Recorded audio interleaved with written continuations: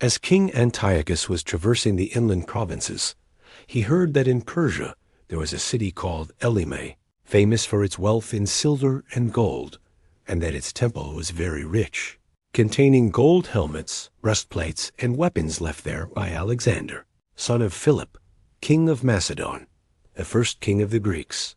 He went, therefore, and tried to capture and pillage the city. But he could not do so, because his plan became known to the people of the city, who rose up in battle against him.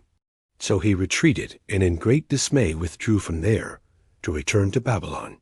While he was in Persia, a messenger brought him news that the armies sent into the land of Judah had been put to flight, that Lysias had gone at first with a strong army, and been driven back by the children of Israel, that they had grown strong by reason of the arms, men, and abundant possessions taken from the armies they had destroyed, that they had pulled down the abomination which he had built upon the altar in Jerusalem, and that they had surrounded with high walls both the sanctuary, as it had been before, and his city of Bethzur. When the king heard this news, he was struck with fear and very much shaken.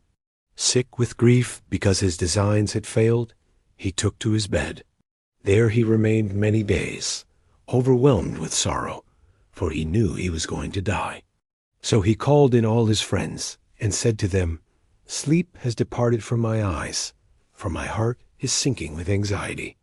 I said to myself, into what tribulation have I come, and in what floods of sorrow am I now? Yet I was kindly and beloved in my rule, but I now recall the evils I did in Jerusalem, when I carried away all the vessels of gold and silver that were in it, and for no cause gave orders that the inhabitants of Judah be destroyed. I know that this is why these evils have overtaken me, and now I am dying in bitter grief in a foreign land."